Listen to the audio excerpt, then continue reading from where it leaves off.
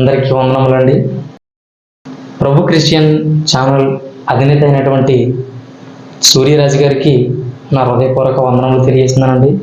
సువార్త సందేశ కార్యక్రమంలో భాగంగా ఈరోజు మనం వింటున్నటువంటి దైవ సందేశం, దేవుని మాటలు ఏంటంటే ఏది శాశ్వతం అనే యొక్క వర్తమానం గురించి మనం తెలుసుకుందాం. ప్రియమైన దేవుని వల్ల మన ప్రభువును రక్షకుడైన యేసుక్రీస్తు వారి నామంలో మీ అందరికీ నా శుభములు తెలియజేస్తున్న ప్రియమైన దేవుని వల్ల ప్రభు క్రిస్టియన్ ఛానల్ ద్వారా మీ మధ్య రావడానికి నేను చాలా ఆనందిస్తున్నాను. అలాగే ఈ యొక్క గొప్ప అవకాశాన్ని ఇచ్చినటువంటి సూర్యరాజు గారికి నా హృదయపూర్వక వందనములు తెలియజేస్తున్నాను. ఇటు రీతి అవకాశం ఇచ్చినటువంటి తండ్రి అయిన దేవునికి క్రీస్తు వారి పేరట వందనములు తెలియజేస్తూ ఈ యొక్క సమయంలో మంచి వర్తమానాన్ని నేర్చుకున్నాం. ప్రియమైన దేవుని వల్ల పరిశుద్ధ గ్రంథం నుంచి మంచి అంశం నేర్చుకుందాం. ఈ లోకంలో ఏది శాశ్వతం? ప్రియమైన దేవుని వల్లారా, ఈ లోకంలో రాజులు పుట్టారు, ఎందరో ధనికులు పుట్టారు, చక్రవర్తులు పుట్టారు, అలాగే బంగారాన్ని సంపాదించిన వారు ఉన్నారు, అలాగే రత్న రాశులను సంపాదించిన వారు ఉన్నారు. ఈ యొక్క ప్రపంచాన్ని చక్రవర్తులు పరిపాలించారు. అలాగే మన రాష్ట్రాలను, మన దేశాన్ని అయితే మొఘలులు, చోళులు, రకరకాలైనటువంటి వారు పరిపాలించారు. ప్రియమైన దేవుని వల్లారా, వారందరూ ఎక్కడికి వెళ్ళిపోయారు? దేశాలను పరిపాలించారు, సింహాలను లొంగ తీసుకున్నారు, భయంకరమైనటువంటి సైన్యాలతో పోరాడారు. వాళ్ళందరూ ఎక్కడికి వెళ్ళిపోయారు? అందరూ కాలగర్భంలో కలిసిపోయారు. ప్రియమైన దేవుని వల్లారా, అందరూ చనిపోయి వెళ్ళిపోయారండి. అందరూ వెళ్ళిపోయారు.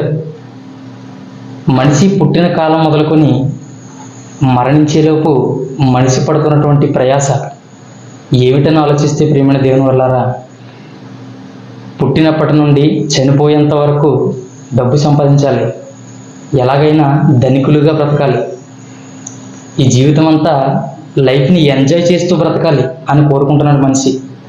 అయితే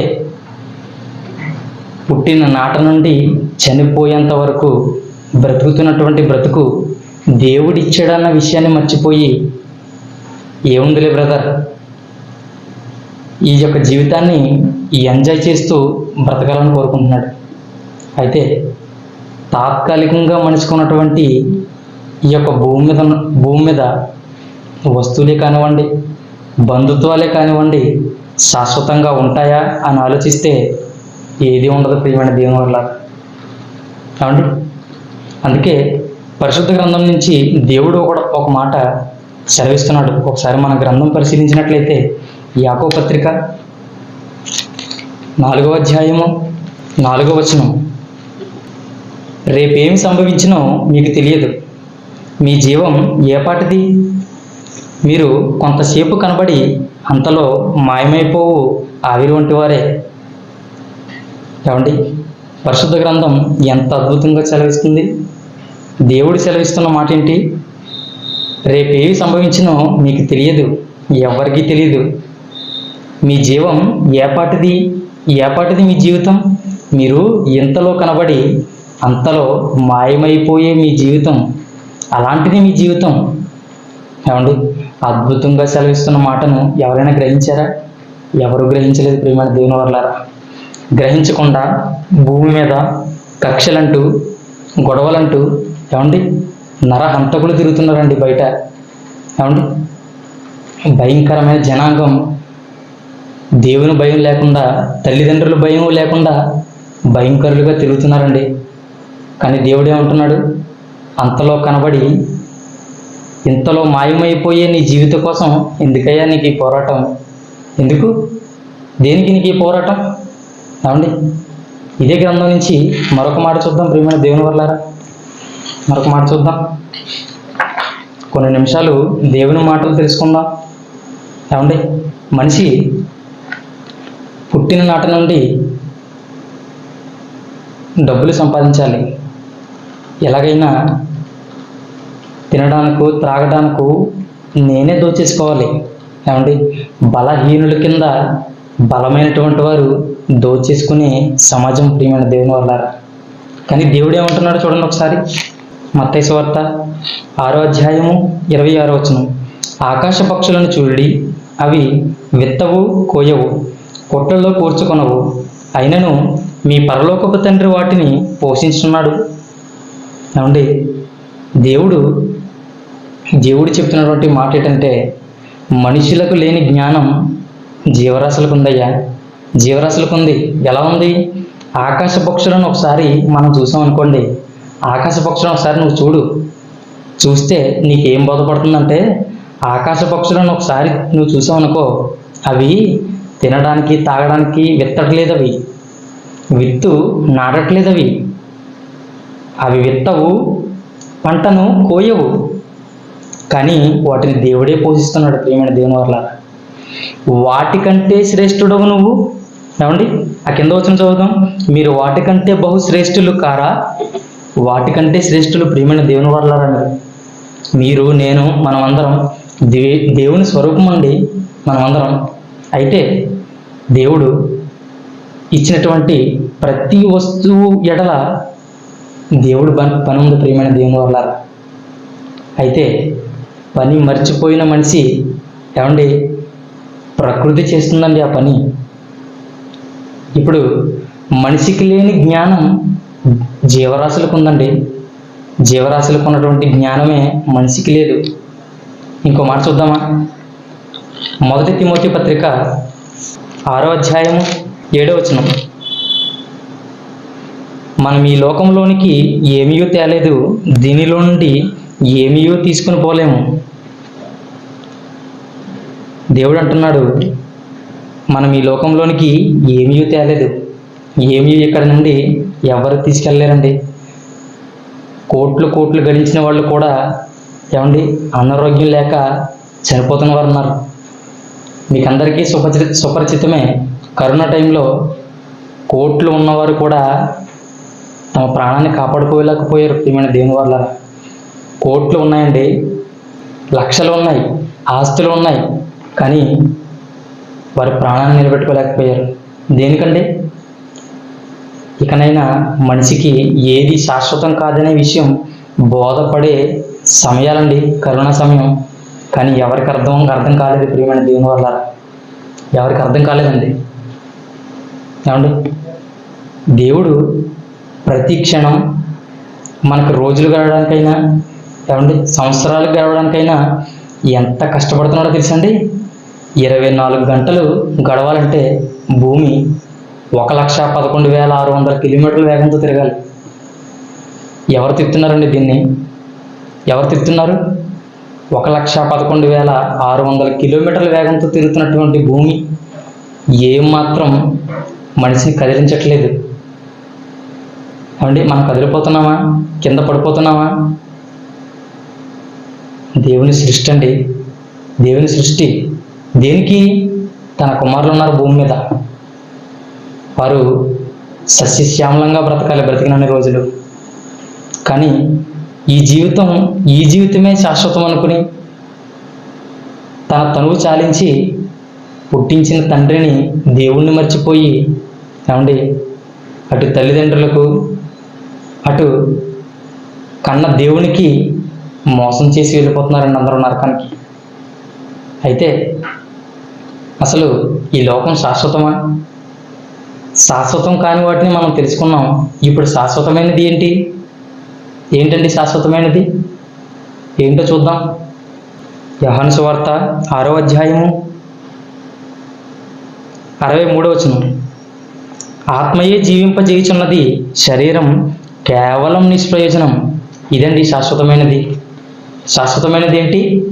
నీ శరీరం కాదయ్యా, భూమి మీద ఉన్నటువంటి బంధాలు కాదు, నీలో ఉన్నటువంటి ఆత్మయే శాశ్వతం. ఆత్మ చనిపోయిన మనిషిని ఆత్మ విడిచిపెట్టబడుతుంది. తెలిసే విషయం మీకు? తెలుసండి? చనిపోయిన మరుక్షణమే నిన్ను వదిలి వెళ్ళిపోయేదే ఆత్మ. ఎవరైతే పుట్టించారో ఆయన దగ్గరికి వెళ్ళిపోవాలి ఈ ఆత్మ. కానీ శరీరం మట్టి నుంచి తీయబడింది, మరలా మట్టి మట్టి దగ్గరికే చేరిపోవాలి. ఏమండి, దేవుడు ఎంత గొప్పవాడండి. తల్లిదండ్రుల నుంచి శరీరం వస్తే తండ్రి అయిన దేవుడి నుంచి మీ ఆత్మ వచ్చిందండి. తండ్రి అయిన దేవుడు పెట్టినటువంటి నీ ఆత్మ, అదండి శాశ్వతం. మరి ఈ ఆత్మ కోసం ఒకసారి ఆలోచించగలుగుతున్నావా? ఆలోచిస్తున్నావా? భూమి మీద ఉన్నటువంటి ఈ శరీరం కోసమే నువ్వు ఆలోచిస్తున్నావా? పెళ్ళిళ్ళు చేసుకోవాలి, మేం పిల్లలు కనాలి, వారిని చదివించాలి, తర్వాత వారికి పెళ్లి చేయాలి, వారిని చదివించాలి, వారికి ఉద్యోగం సంపాదించాలి, తర్వాత వారికి వివాహం చేయాలి, వారు పిల్లలు కనాలి. వీటి కోసం ఆలోచిస్తున్నావా? దేనికోసం ఆలోచిస్తున్నారు మీరు? కానీ దేవుడు చెప్పేది ఏంటో ప్రియమైన దేవుని వల్లరా, మనిషికి ఇచ్చినటువంటి ఆత్మ గురించి ఒకసారి ఆలోచించాలి మీరంతా. చనిపోయిన తర్వాత భార్య అయినా భర్త అయినా ఎవరైనా చనిపోయిన తర్వాత, ఏమండి, కుటుంబాన్ని విడిచిపెట్టబడిన తర్వాత ఇదే భర్త ఇదే భార్య 30 సంవత్సరాలు 40 సంవత్సరాలు మీతో కాపురం చేశారు కదా. చనిపోయిన వ్యక్తిని ఇక్కడే కొన్ని రోజులు ఉంచుకోండి అంటే ఎవరైనా ఉంచుకుంటారండి? ఉంచుకుంటారా ఎవరైనా? ఎవరు ఉంచుకోరండి. త్వరగా తీసుకెళ్ళిపోవాలి. నువ్వు 4 అంతస్తుల బిల్డింగ్ కట్టావా, 4 అంతస్తుల బిల్డింగ్ నుంచి కిందకి తీసుకొచ్చేస్తారు. మిమ్మల్ని తీసుకొచ్చేసి త్వరగా తీసుకెళ్ళిపోవాలి. మట్టిలో మిమ్మల్ని పాతి పెట్టేయాలి మిమ్మల్ని. అటు భార్య అయినా భర్త అయినా ఎవరు ఉంచుకోరు. ఈ బంధాలు ఏమన్నా శాశ్వతం అనుకుంటున్నారా? ఏది శాశ్వతం కాదు ప్రియమైన దేవుని వల్లరా, ఏది శాశ్వతం కాదండి. శాశ్వతమైనటువంటి నీ ఆత్మకు కోసం నువ్వు పోరాడాలి. ఉదయం పనికి వెళ్ళడం, సాయంత్రం ఇంటికి రావడం, ఇదే జీవితం అనుకుంటున్నారా? ఒకసారి నీకు పుట్టుకనిచ్చినటువంటి దేవుని కోసం ఒకసారి నువ్వు ఆలోచించాలి. ఎందుకు నేను బ్రతుకుతున్నాను? ఎందుకు పుట్టాను భూమి మీద? ఏమంటే ఎందుకు భూమిని నిండించమన్నాడు? ఎందుకు మనం అంతా బ్రతకాలి? ఒకసారి ఆలోచించావా? భూమి మీద పుట్టిన నాటి నుండి నువ్వు దేవుని కోసం బ్రతకాలి. ఎవరిచ్చారు నీ ప్రాణం? ఎవరిచ్చారు నీకు ఈ ఆయుష్? దేవుడే కదా. దేవుడు కాదండి మీకు ఇచ్చిన ఆయుష్? దేవుడే కదండి మీకు ఇచ్చింది. తల్లిదండ్రుల ద్వారా శరీరం వచ్చింది, కానీ దేవుడే ఆత్మను పెట్టకపోతే నువ్వు కదలలేవు కదా. దేవుడు ఏమంటున్నాడు? ఆత్మయే జీవింపజేయుచున్నది, శరీరం కేవలం నిష్ప్రయోజనం. ఆత్మే నిన్ను కదిలింపజేస్తుందయ్యా. నువ్వు నడిచినా, పరిగెట్టినా, నిల్చున్నా, తినినా, త్రాగినా నిన్నెవరు నడిపిస్తున్నారు? ఆత్మే నిన్ను నడిపిస్తుంది. ఏమండి, ఎంత బాగున్నాయండి ఈ మాటలు. భూమి మీద బ్రతుకుతున్నటువంటి ఏ మనిషినైనా మరో బ్రతుకుందని చెప్పామనుకోండి, ఎవరు నమ్మరు. కానీ మా షాప్ దగ్గర నుంచి ఎవరో ఒక దుకాణం కానించి ఒక ఫ్యాన్ కొనుక్కుంటున్నారనుకోండి, మా ఫ్యాన్కి 10 సంవత్సరాల వారంటీ అన్నాడు అనుకోండి, అది ప్రతి ఒక్కడు నమ్మేస్తాడు. ఏమండి, అక్కడ షాపు క్లోజ్ చేసి వాడు వెళ్ళిపోయినా సరే ఉషా ఫ్యాన్కి 10 సంవత్సరాలు ఉంది గ్యారంటీ అనుకుంటాడండి. కానీ నిజానికి షాప్ అక్కడ ఉంటుందా? ఉండదు. ఇది నువ్వు నమ్మేస్తావు. అలాగే లైఫ్ ఇన్సూరెన్స్ కార్పొరేషన్ తెలుసండి మీకు? LIC policy. మీరు చనిపోయిన తర్వాత 10 లక్షల రూపాయలని 20 లక్షల రూపాయలని వస్తాయండి. మీకు ఏమైనా ప్రమాదవశాత్తు ఏమైనా జరిగినా ఏమైనా చేసినా అంటే అని ఏజెంట్లు చెప్తుంటారు కదండి. అంటే పాలసీ కూడా అలా ఉందండి. అయితే చనిపోయిన తనంతరం ఎంత అమౌంట్ వస్తుందంటే మనం అందరం పాలసీలు కడతాం. చనిపోయిన అనంతరం ఇలా జరుగుతుంది, ఇలా వస్తుందంటే ప్రతి ఒక్కరూ దానికి ముందడిగేస్తాం. అది నమ్మిన నువ్వు చనిపోయిన తర్వాత వస్తుందంటే నమ్మిన నువ్వు చనిపోయిన తర్వాత మరో బ్రతుకుందని ఎందుకు నమ్మరండి? లోకం తెలుసుకోలేదు ప్రియమైన దేవుని వల్ల. భూమి మీదే ఉంటూ ఇదే జీవిత కాలం అనుకుంటే జ్ఞాని అయిన సొలొమోను ఏం చెప్పాడో చూద్దామా ఒకసారి. ప్రసంగి గ్రంథం 2వ అధ్యాయము 18వ వచనం. సూర్యుని క్రింద నేను ప్రయాసపడి చేసిన పనులన్నిటినీ నా తరువాత వచ్చేవానికి నేను విడిచిపెట్టవలనని తెలుసుకొని నేను వాటి యందు అసహ్యపడి తిని. ఏమండి, జ్ఞాని అయిన సొలొమోను ఎంతటి ధనవంతుడో మీకు తెలుసా? ఏమండి, చాలా ధనవంతుడండి, చాలా తెలివిగల వ్యక్తి అండి. కానీ ఆయన ఏమంటున్నాడు? సూర్యుని క్రింద నేను ప్రయాసపడి చేసిన పనులన్నిటినీ నా తరువాత వచ్చువానికి నేను విడిచిపెట్టేయాలి. అంటే ఎవరికి విడిచిపెట్టాలి? నువ్వు సంపాదించిన బంగారమైనా, డబ్బైనా, ఆస్తులైనా, భూములైనా, ఏదైనా నీ తర్వాత వచ్చేవానికి నువ్వు విడిచిపెట్టేయాలి. ఎవరమైనా విడిచిపెట్టి తనువు చాలించుకుని వెళ్ళిపోవాలి. ప్రియమైన దేవుని వల్ల వెళ్ళిన నువ్వు ఎక్కడికి వెళ్ళాలి? ధనవంతుని వెళ్ళిన స్థలానికి వెళ్తావా? లాజరు వెళ్ళినటువంటి స్థలానికి వెళ్తావా? అంటే లాజరు గారు ఉన్నటువంటి స్థలానికి మనం అందరం వెళ్ళిపోవాలి. ప్రియమైన దేవుని వల్ల అబ్రహాము రొమ్మును అనుకున్నటువంటి లాజరు యొద్దకు మనం వెళ్ళిపోవాలి. ఇప్పుడు సొలొమోను గారు ఏమంటున్నారు? అన్నీ విడిచిపెట్టి వెళ్ళిపోవాలి, నా తర్వాత వానికి విడిచిపెట్టి వెళ్ళిపోవాలట. మరి ఇక్కడ ఏం సంపాదించావు? ఏం పట్టుకెళ్తాం మనం అంతా? ఏం పట్టుకెళ్ళమండి. మన ఇంటి పక్కన ఉన్న వాడు ఏమండి గజం భూమి కోసం గొడవలు పెట్టేసుకుని, కేసులు పెట్టేసుకుని, ఏమండి కోర్టు చుట్టూరు తిరిగే మనం ఏమి నేర్చుకుంటున్నామండి బైబిల్ ద్వారా? బైబిల్ ఎంత గొప్పదండి! ఎలాంటి మాటలు చెప్తుందో చూసారా ప్రియమైన దేవుని వాళ్ళారా? ఎలాంటి మాటలు ఉన్నాయండి బైబిల్లో? విడిచిపెట్టే ఈ లోకం కోసం, విడిచిపెట్టే బంధుత్వం కోసం ఎన్ని పోరాటాలు, ఎన్ని యుద్ధాలు. ఏమండి, ముందు తీసినటువంటి యాకోబు పత్రికలో ఒక మాట ఉంటుంది. యాకోబు గారు రాసినటువంటి పత్రిక 4వ అధ్యాయము 1వ వచనం, మీలో యుద్ధములను, పోరాటములను దేని నుండి కలుగుతున్నవి? మీ అవయములలో పోరాడు మీ భోగేచ్ఛల నుండియే కదా. మీలో యుద్ధములను, మనలో యుద్ధములు ఏంటండి? మనలో యుద్ధములు జరగడం ఏంటి? మనలో యుద్ధములు, పోరాటములు దేని నుండి కలుగుతున్నవి? మనలో యుద్ధం జరగడం ఏంటండి? నీలో యుద్ధములంటే నువ్వు పడుతున్నటువంటి భూమి మీద బ్రతకడానికి నువ్వు ఆలోచిస్తున్నటువంటి భయంకరమైన పనులండి. పక్కవాడిని దోచేసుకోవాలి, ఇంకొకరిని వారి దగ్గర ఉన్నది లాగేసుకోవాలి, బలవంతంగా దోచుకుని తినేయాలి. ఏమండి, సంపాదించాలి, ఎలాగైనా సంపాదించాలి, ఎవరినైనా కొట్టి సంపాదించాలి, భూములు ఆక్రమించుకోవాలి. ఏమండి, ఇలాంటి నీ శరీరంలో ఉన్నటువంటి కోరికలే కదా. దేవుడు అదే చెప్తున్నాడు, మీ అవయములలో పోరాడు మీ భోగేచ్ఛల నుండియే కదా. మీరు ఆశించుతున్నారు కానీ మీకు దొరకట్లేదు. నరహత్య చేయుదురు. అంటే భయంకరంగా ఉందండి లోకం ఇప్పుడు. నరహత్య చేసేవాళ్ళు చాలామంది ఉన్నారు, వ్యభిచారాలు చేసేవాళ్ళు చాలామంది ఉన్నారు, భయంకరమైన పనులు చేసేవాళ్ళు మన చుట్టూనే ఉన్నారండి. అందరూ మన సహోదరుల కింద తిరుగుతున్నాం, కానీ భయంకరమైన వ్యక్తుల మధ్యన మనం తిరుగుతున్నాం. ఎందుకు ఇలా అయిపోయారు వీళ్ళు? ఈ లోకం శాశ్వతం అనుకున్నారు కనుక. మరి క్రైస్తవ్యంలో ఉండి మనం ఎందుకు చేయడం లేదు ఇలాంటి పనులు? మనకు బైబిల్ తెలుసు కనుక, దేవుణ్ణి తెలుసుకున్నాం కనుక. అవునండి, ఇంకో మాట చూద్దామా? యెషయా గ్రంథం 29వ అధ్యాయం 15వ వచనం నుండి, తమ ఆలోచనలు యెహోవాకు కనబడకుండా లోపల వాటిని మరుగు చేయజూచు వారికి శ్రమ.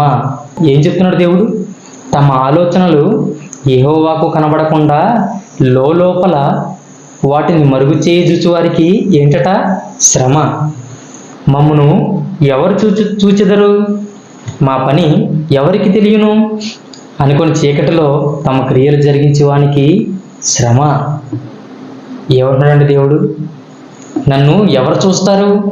ఎవరు నన్ను చూడరు కదా అని 4 గోడల మధ్య ఎవరు చూడలేని పొజిషన్లో నువ్వు ఉన్నప్పుడు ఎలాంటి క్రియలు చేస్తున్నావు? నువ్వు ఎలాంటి పనులు చేస్తున్నావు? నువ్వు అంతా ఈ లోకం శాశ్వతం అనుకుని ఈ యొక్క భయంకరమైన క్రియలు చేస్తున్నాం ప్రియమైన దేవుని వల్ల.